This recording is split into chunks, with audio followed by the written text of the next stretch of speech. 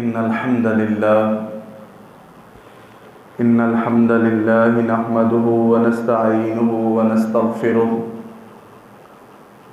ونؤمن به ونتوكل عليه ونعوذ بالله من شرور أنفسنا ومن سيئات أعمالنا من يهده الله فلا مضل له ومن يضلله فلا هادي له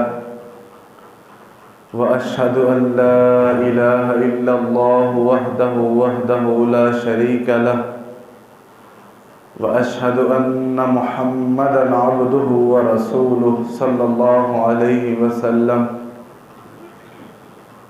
اللهم صل على محمد وعلى آل محمد كما صليت على إبراهيم وعلى آل إبراهيم إنك حميد مجيد اللهم بارك على محمد وعلى آل محمد كما باركت على إبراهيم وعلى آل إبراهيم إنك حميد مجيد أما بعد فإن خير الحديث كتاب الله وخير الهدي هدي محمد صلى الله عليه وسلم وشر الأمور محدثاتها وكل محدثة بدعة وكل بدعة ضلالة وكل ضلالة في النار أعوذ بالله من الشيطان الرجيم بسم الله الرحمن الرحيم يا أيها الناس اتقوا ربكم الذي خلقكم من نفس واحدة وخلق منها زوجها وبث منهما رجالا كثيرا ونساء واتقوا الله الذي تساءلون به والأرحام إن الله كان عليكم رقيبا يا أيها الذين آمنوا اتقوا الله حق تقاته ولا تموتن إلا وأنتم مسلمون يا أيها الذين آمنوا اتقوا الله وقولوا قولا سديدا يصلح لكم أعمالكم ويغفر لكم ذنوبكم ومن يطع الله ورسوله فقد فاز فوزا عظيما رب اشرح لي صدري ويسر لي أمري واحلل عقدة من لساني يفقهوا قولي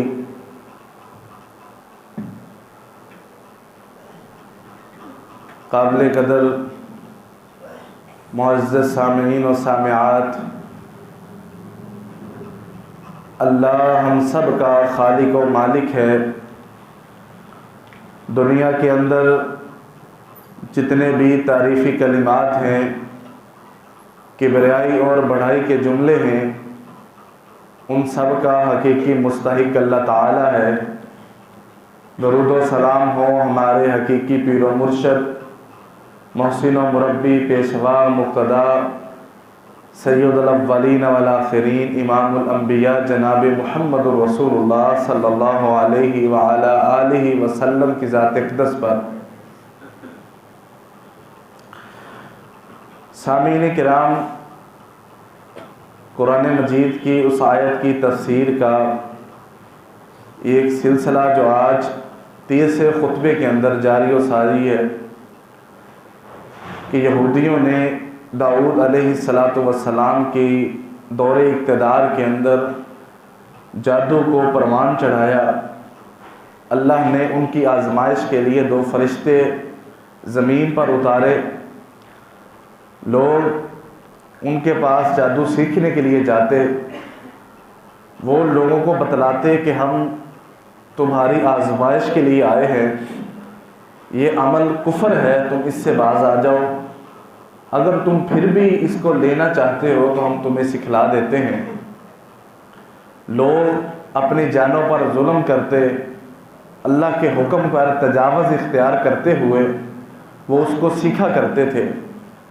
اللہ تعالیٰ بیان فرماتے ہیں کہ ان کی اکثریت وہ اتنی ان کے پاس اخلاقی زوال تھا، ان کی اخلاقی پستی تھی کہ اکثریت میاں اور بیوی کے درمیان، خامد اور بیوی کے درمیان جدائی کے لیے جادو کو سیکھتے تھے۔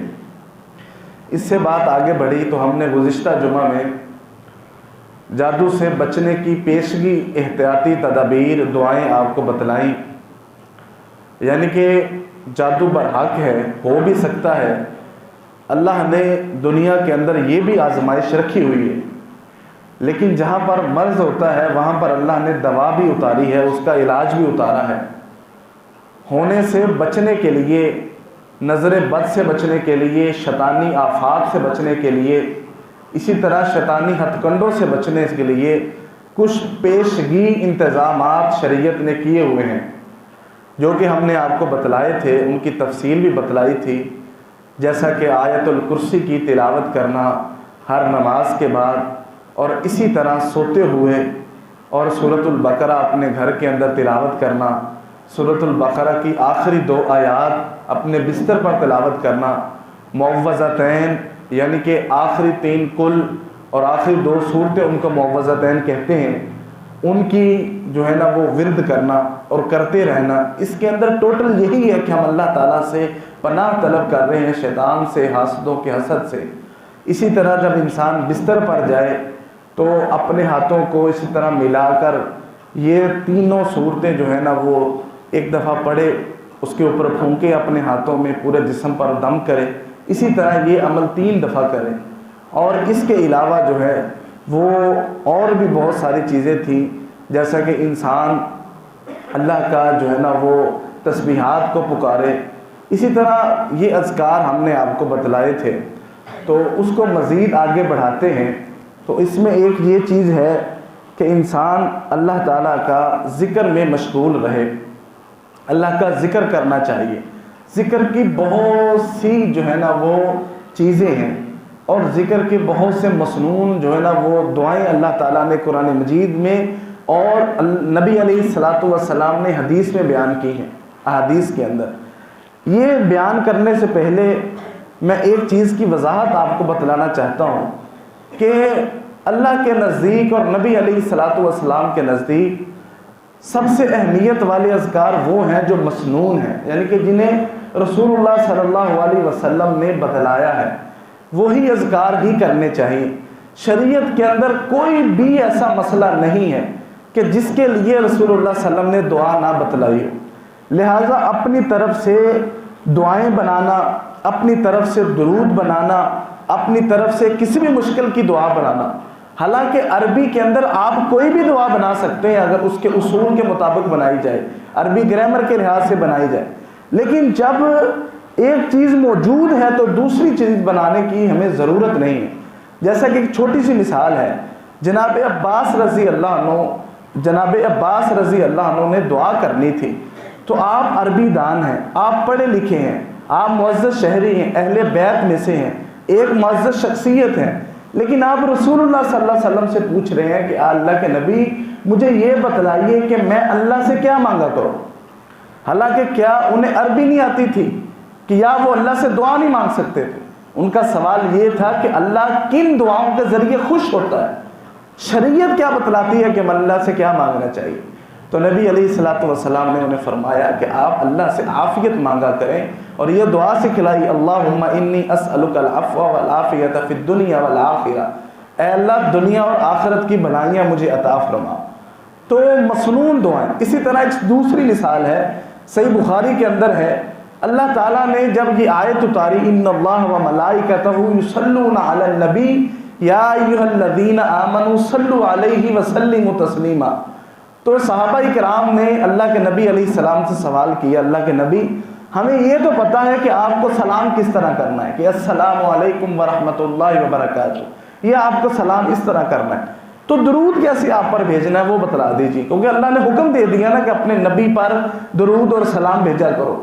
تو نبی علیہ الصلوۃ والسلام نے فرمایا کہ وہی درود جو تم نماز میں پڑھتے ہو، اللہم صلی علی محمد وعلی آل محمد کما صلیت علی ابراہیم وعلی آل ابراہیم انک حمید مجید، اللہم بارک علی محمد وعلی آل محمد کما بارکت علی ابراہیم وعلی آل ابراہیم انک حمید مجید۔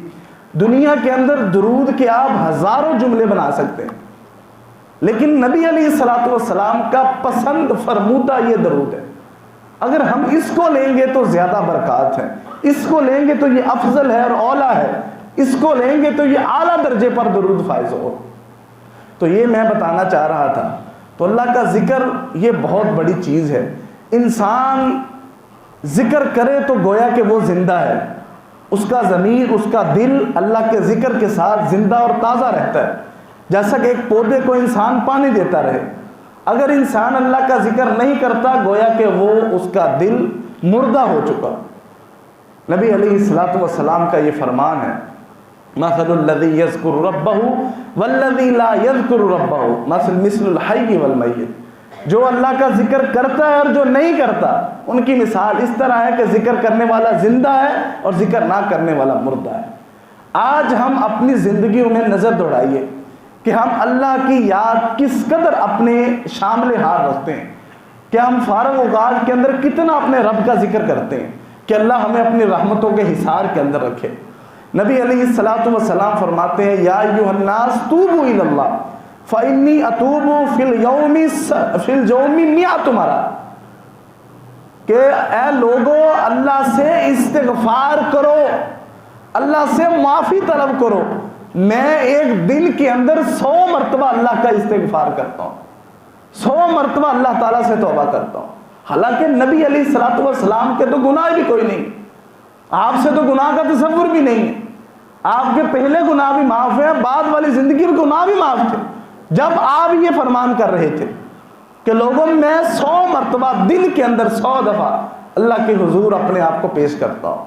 یہ ہمیں بتلانے کے لیے کہ انسان اپنی زندگی کے اندر اگر اپنے مالک کی یاد کو نہیں رکھتا تو پھر شیطانی قوتیں اس کے اندر حائل ہوتی۔ حسن بصری رحمہ اللہ بہت بڑے تابعی ہیں، بہت بڑے محدث ہیں، فقہائے مدینہ میں ان کا نام آتا ہے۔ ان سے ایک بندے نے مسئلہ پوچھا کہ حضرت بارش کے لیے ہمیں اللہ کے کیا دعا مانگنی چاہیے؟ تو انہوں نے کہا کہ آپ نہ استغفار کرو اللہ سے۔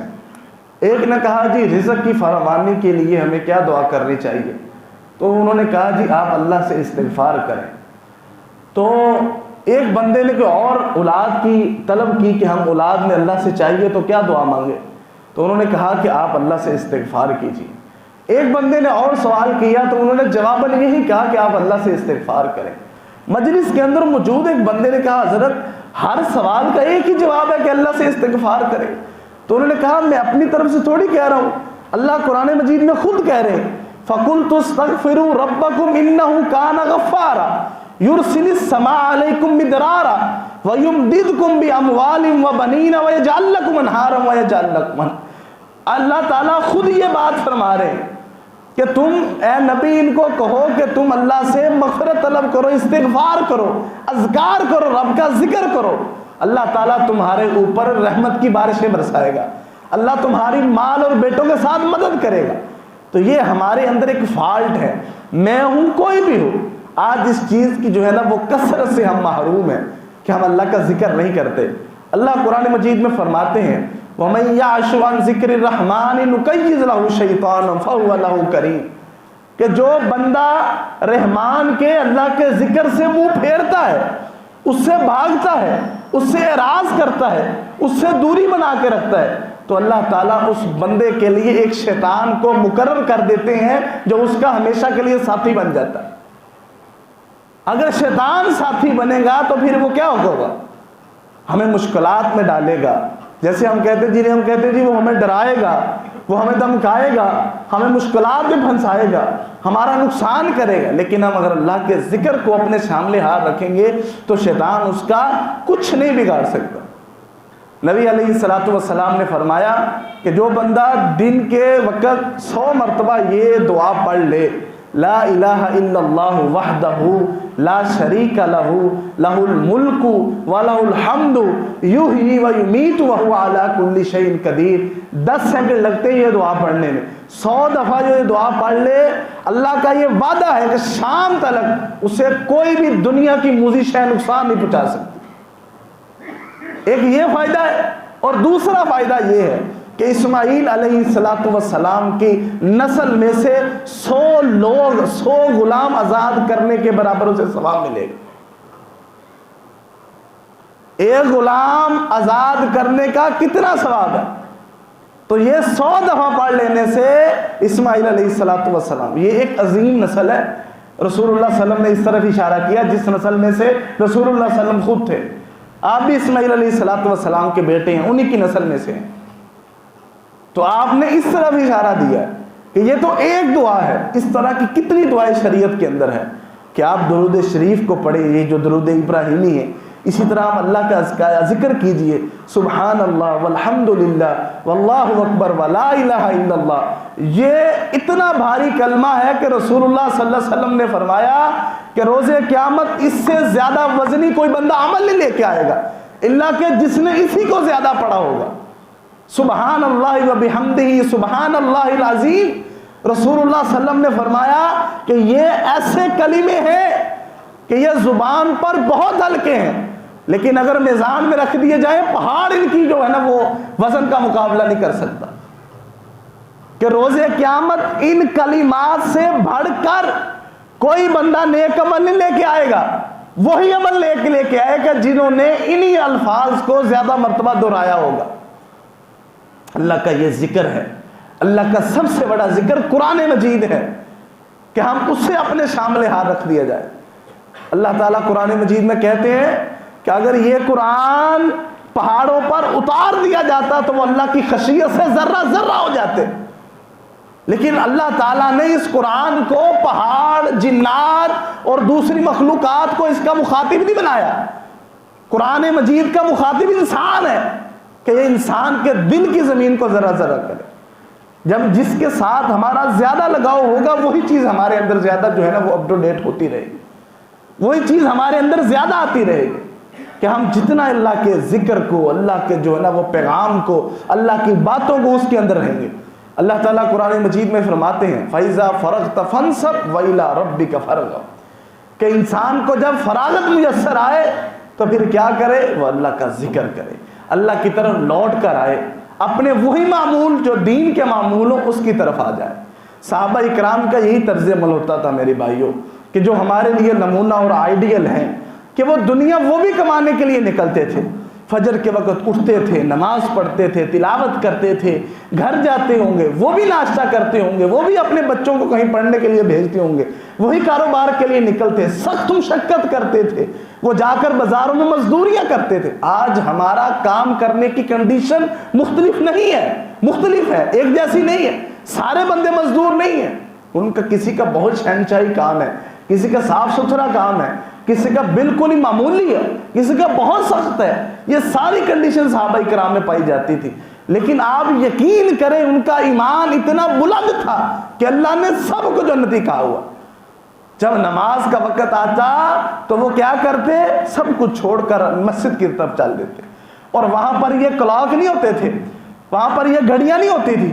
نماز کی جماعت کب کرواتے تھے؟ رسول اللہ صلی اللہ علیہ وسلم نے سیدنا بلال رضی اللہ عنہ کو کہا ہوا تھا جب سارے لوگ اکٹھے ہو جائیں تو مجھے بتلانا, میں باہر آ کر تم لوگوں کو نماز پڑھاؤں گا. یعنی کہ وہاں پر یہ بھی تھا کہ مدینہ میں جتنے مسلمان ہیں سارے نماز پڑھنے کے لیے آتے تھے, جتنے مسلمان, حتیٰ کہ منافقین کو بھی اپنی پہچان چھپانے کے لیے نماز میں شامل ہونا پڑتا تھا. سارے آتے تھے تو رسول اللہ صلی اللہ علیہ وسلم کو باہر بلاتے تھے. کیا وہ مزدوریاں نہیں کرتے تھے؟ آپ اٹھا کر دیکھیے ذخیرہ حدیث کو, اتنی پنیر کے لیے, ایک مٹھی پنیر کے لیے وہ سارا دن مزدوریاں کرتے تھے, باغات کے اندر, بازاروں کے اندر سامان اٹھاتے تھے. اور آپ علم سے ریلیٹڈ, علم سے جڑے ہوئے جنہیں ہم عالم کہتے ہیں, وہ آپ اگر سرچ کریں, تلاش کریں تو آپ تھوڑے سے آپ کو عالم ملیں گے صحابہ کرام جو حدیث کے استاد تھے, تفسیر کے استاد تھے. لیکن 1,20,000 صحابہ کرام سارے کے سارے جنتی, کسی ایک کو اللہ تعالیٰ نے نہیں کہا مینشن کیا کہ صرف یہ جنت, سارے جنتی. کیونکہ ان کا عقیدہ، ان کا طرز عمل، وہ سارا کچھ وہی تھا کہ ایک بندہ سارا دن اونٹ چڑھا کر اپنی بستی کو واپس آ رہا ہے، اور وہ گھر نہیں جا رہا، وہ مسجد میں آ رہا ہے۔ اٹھائیے صحیح مسلم، نبی علیہ الصلوۃ والسلام کے پاس ایک بندے نے یہی شکایت کی تھی نا، حضرت سارا دن اونٹ چڑھا کر آتے ہیں، اور یہ آپ کے جو صحابی ہمیں نماز پڑھاتے ہیں، جو آپ کے امام ہمیں نماز پڑھاتے ہیں، وہ نماز کو لمبی کرتے ہیں۔ آپ سے گزارش یہ ہے کہ اس وقت نیند کا، تھکاوٹ کا، بھوک کا غلبہ ہوتا ہے، تو آپ انہیں یہ کہیے کہ وہ نماز کو مختصر کر دیں۔ یعنی کہ ایک سارا دن محنت کرنے والا، اونٹوں کے ساتھ اپنے آپ کو کھپانے والا، اس صحرا کے اندر، ریت کی دھوپ کے اندر، تپتی گرمی کے اندر اپنے آپ کو تھکانے والا بھی تھک ہار کر اپنے گھر نہیں جا رہا، اللہ کے گھر میں آ رہا، پھر بھی وہ یہ نہیں کہہ رہا میں نماز کو چھوڑ دوں۔ اسی لیے رسول اللہ صلی اللہ علیہ وسلم نے فرمایا تھا خیر القرون قرنی، کہ کائنات میں وقت، جگہ، زمانے بہت ہیں، لیکن سب سے بہترین زمانہ میرا زمانہ، سب سے بہترین وقت میرا وقت ہے، جس وقت میں اللہ تعالیٰ نے مجھے بھیجا ہے۔ اسی لیے تو صحابہ استادے ہیں، اسی لیے تو وہ چاند کے ستارے ہیں، اور ایمان کی بلندی پر وہ فائز ہیں۔ اللہ نے اسی لیے کہا ہے فَإِنْ آمَنُوا بِمِثْلِ مَا آمَنْتُمْ بِهِ فَقَدْ اهْتَدَوْا، اگر آپ لوگوں نے سچا ایمان لے کے آنا ہے تو صحابہ جیسا لے کے آنا۔ یہاں یہ نہیں کہا اگر آپ نے ایمان لے کے آنا ہے تو ابو بکر رضی اللہ عنہ جیسا لے کے آنا، عمر جیسا لے کے آنا، عثمان و علی جیسا لے کے آنا، حسن و حسین جیسا لے کے آنا، کہ آپ طلحہ زبیر جیسا لے کے آنا رضی اللہ عنہم۔ نام نہیں لیا، سب کا کہا ہے کہ کوئی بھی صحابی ہو، ساری پھول ہیں، سارے ہی اعلیٰ اور افضل ہیں، عمل کرنا ہے تو ان کے مطابق کرنا۔ آپ لوگ دنیا کمائیں، کوئی نہیں روکتا، لیکن آپ کمانے، جس نے آپ کو یہ طاقت دی ہے دنیا کمانے کی، دنیا جس نے سجائی ہے، اور اسی طرح جو رزق دیتا ہے، کہ آپ رزق لینے کے لیے بیٹھے ہیں، اور جس نے رزق دینا ہے اس کو بلائے بیٹھے ہیں، اللہ تعالیٰ کس طرح برکت دے گا۔ جناب حسین رضی اللہ عنہ جنت کے نوجوانوں کے سردار ہیں، اور اسلام کی بڑی عظیم شخصیت ہے، اور ہمارے سر کے تاج ہیں۔ وہ یہ فرمایا کرتے تھے کہ مجھے تلوار کے ساتھ زخم لگ جائے، تلوار کی یہاں پر ایک کٹ لگے اور زخم ہو جائے، وہ زخم مجھے اتنی تکلیف نہیں دیتا جتنی یہ بات مجھے تکلیف دیتی ہے کہ کوئی بندہ رزق کی کمی کا شکوہ کرے اور نماز نہ پڑھتا ہو۔ یہ بات مجھے زیادہ تکلیف دیتی کہ ہم رازق جو ہے نا، رازق جس نے رزق دینا ہے، ہم اس کی طرف متوجہ نہ ہو تو ہم پر کس طرح رحمتوں کا نزول ہو۔ صحابہ کرام رسول اللہ صلی اللہ علیہ وسلم نے یہاں تک سکھلایا ہوا تھا کہ تمہیں اگر ایک تسمہ بھی چاہیے تو وہ بھی تم نے اللہ سے مانگنا ہے۔ اس کے اندر میرے بھائیوں بہت بڑی یہاں پر سبق ہے کہ یہ تسمہ کوئی اللہ تسمہ جو ہے نا وہ اوپر سے تھوڑی پھینکتے ہیں، کہ ہماری مناجات، ہماری ضروریات، ہماری التجائیں، ہمارے دل کے اندر صرف یہی ہونا چاہیے کہ ہمیں اگر دے گا تو اللہ دے گا، وسیلہ اور طریقہ اللہ بنائے گا، ذریعہ میرا رب پیدا کرے گا، سبب وہ بنائے گا مجھے پہنچانے تک، میرے تک تسمہ پہنچانے کا۔ اللہ کے اتنے قریب ہونے کی ضرورت ہے، اللہ کے اتنے قریب۔ اور رسول اللہ صلی اللہ علیہ وسلم نے فرمایا کچھ ایسے پراگندہ اور خستہ کپڑوں والے لوگ ہیں، پراگندہ کہتے ہیں جس کے مٹی سے لدے ہوئے کپڑے ہوں، خستہ کپڑوں والے، پراگندہ بال ہوں، ظاہری ان کی صورت شکل ایسی نہ ہو، لیکن وہ ایسے لوگ ہیں اگر اللہ پر قسم اٹھا دیں تو اللہ اپنے اوپر واجب کر لیتے ہیں ان کی قسم پوری کرنا۔ کیوں واجب کر لیتے ہیں؟ کیونکہ انہوں نے اللہ کے حکموں پر چل کے خود کو اللہ کے اتنے قریب کیا ہوتا ہے کہ اللہ تعالیٰ ان کی دعائیں، ان کی مناجات کبھی نہیں واپس لٹاتا۔ تو یہ آپشن ہمارے ہم سب کے پاس موجود ہے کہ ہم اپنے ساتھیوں میں شیطان کو نہ آنے دیں۔ اللہ نے خود کہا ہے وَمَن يَعْشُ عَن ذِكْرِ الرَّحْمَنِ نُقَيِّضْ لَهُ شَيْطَانًا فَهُوَ لَهُ قَرِينٌ، کہ جو میرے رحمان کے، اللہ کے ذکر سے منہ موڑتا ہے، اس سے اعراض کر لیتا ہے، اسے پسے پش ڈال دیتا ہے، اللہ تعالیٰ اس کے لیے ایک شیطان کو مقرر کر دیتا ہے جو اس کا ساتھی بن جاتا ہے۔ تو ہمیں اس چیز سے بچنا ہے، ہمیں اللہ کے ذکر کو اپنانا ہے، اور ذکر وہ جو ذکر مسنون ہے، جو قرآن مجید میں ہے، اور جو احادیث مبارکہ کے اندر جو دعائیں ہیں، آپ زیادہ نہیں کر سکتے تو آپ استغفر اللہ، سبحان اللہ، الحمدللہ، اللہ اکبر، درود شریف پڑھیں، لا الہ الا اللہ وحدہ لا شریک لہ لہ الملک ولہ الحمد وہو علی کل شیء قدیر، سبحان اللہ وبحمدہ سبحان اللہ العظیم۔ یہ اتنے بھاری کلمے ہیں۔ رسول اللہ صلی اللہ علیہ وسلم نے فرمایا ایک مرتبہ سبحان اللہ کہہ دینا، ایک مرتبہ الحمدللہ کہہ دینے سے تملأ المیزان، میزان نیکیوں سے بھر جاتا ہے۔ ایک دفعہ الحمدللہ کہنے سے، سچے دل کے ساتھ، اعتقاد کے ساتھ، مضبوط نظریے کے ساتھ، آپ یقین کریں اس چیز پر۔ یہ چیز میزان کو بھر دیتی ہے، اور میزان پتہ اس میں کیا کچھ آ سکتا ہے؟ رسول اللہ صلی اللہ علیہ وسلم نے فرمایا یہ ساری زمین اور آسمان اٹھا کر میزان میں رکھنے پھر بھی نہیں بھرے گا۔ جو ایک مرتبہ الحمدللہ کہنے سے نیکیوں سے بھر جاتا ہے۔ اللہ کے ذکر کو دل کے ساتھ کریے، اس سوچ کے ساتھ کریے کہ میں کس ذات کو کہہ رہا ہوں کہ ساری تعریفیں اس کے لیے، وہ ذات جو اس آسمان اور زمین کا مالک ہے، جو میری سانسوں کا اور میری زندگی کا مالک ہے، جو میری زمین میرے سمیت تمام کائنات کا مالک ہے، اس کے لیے تمام تعریفیں ہیں۔ اور کون سی تعریفیں ہیں؟ ہر طرح کی تعریفیں ہیں، چاہے کسی انسان میں نظر آئے، کسی پرندے میں نظر آئے، کسی چیز کی خوبصورتی اور میرے رب کا کمال ہے۔ یہ ہوتا ہے الحمدللہ کمال۔ اس عقیدے کے ساتھ کہیں گے تو انشاءاللہ یہ ہمارے نیکیوں کے انبار لگا دے گا، اور روز قیامت جب ایک ایک نیکی کے لیے ہم ترس رہے ہوں گے تو اس وقت یہ چیز ہمیں فائدہ دے گی، یہ چیز ہماری نیکیوں میں خود شامل ہونے کے لیے وہاں پر اللہ تعالیٰ حاضر کریں گے۔ تو اللہ کا ذکر کیجئے، استغفار کیجئے، یہ قرآن مجید کو پڑھیے، اس کو کثرت کے ساتھ لیجئے کہ اللہ ہم پر رحمتیں کرے۔ اسی طرح جب انسان ہم گھر میں داخل ہوں تو گھر میں داخل ہوتے وقت اور کھانا کھاتے وقت بسم اللہ لازمی پڑھنی چاہیے۔ اور اس کے ساتھ پلس پوائنٹ یہ ہے کہ آپ کوئی بھی کام کریں، اچھا کام ہو، دائیں ہاتھ سے کریں اور بسم اللہ پڑھ کر کریں۔ جیسا کہ مجھے کہے کہ آپ یہ چیز پکڑیں، بسم اللہ پکڑیں، بسم اللہ پڑھیں اور وہ چیز پکڑ لیں۔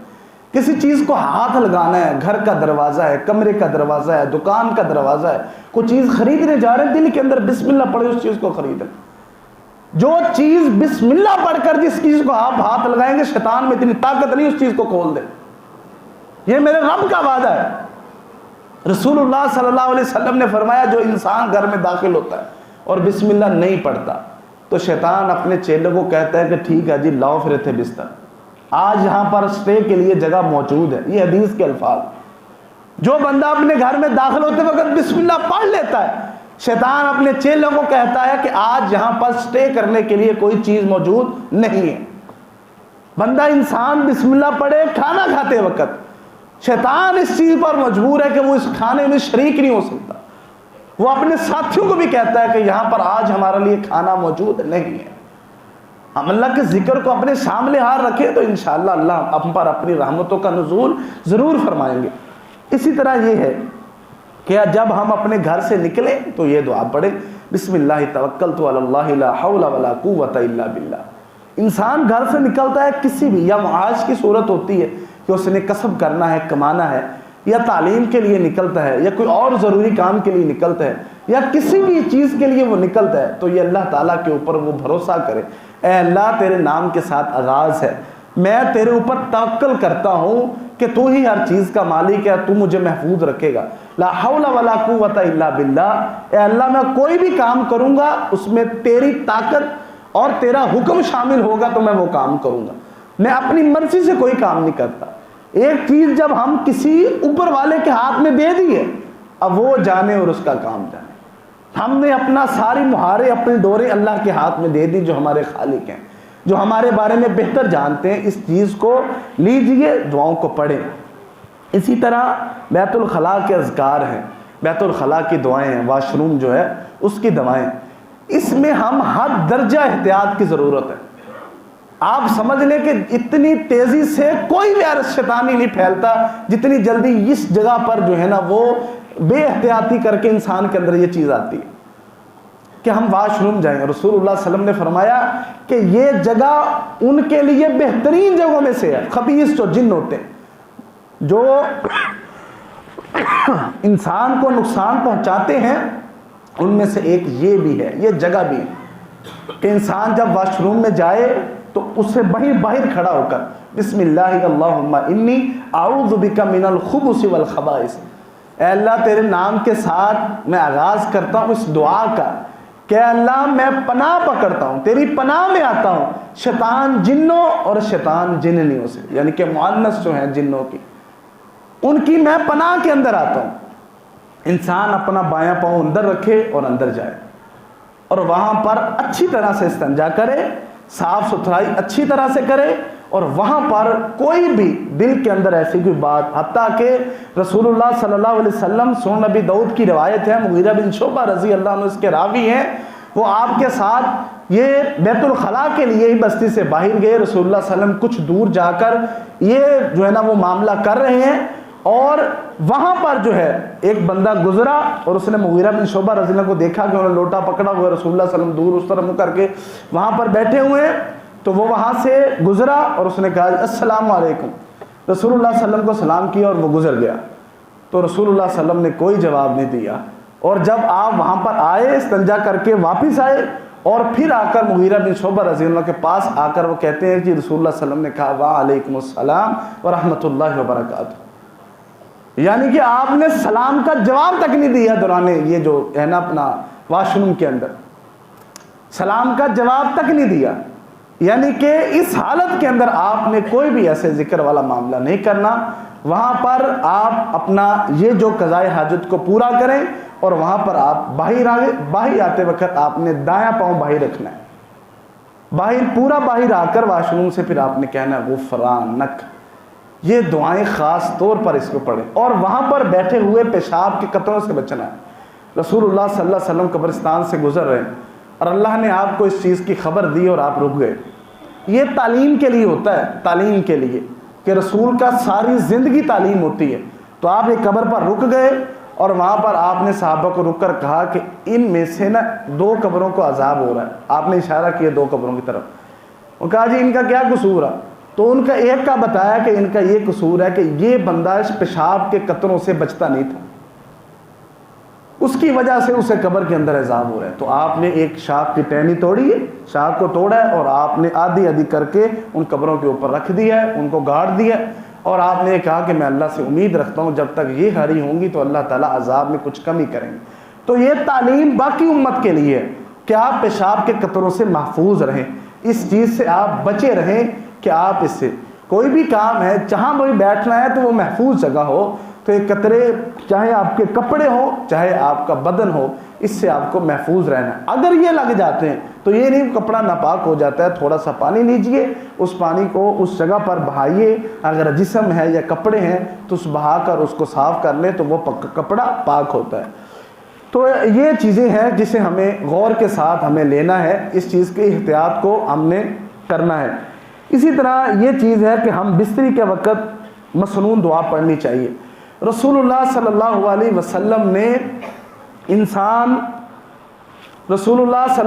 وسلم نے ہر معاملے کے اندر انسان کی مسلمان کی رہنمائی کی ہے۔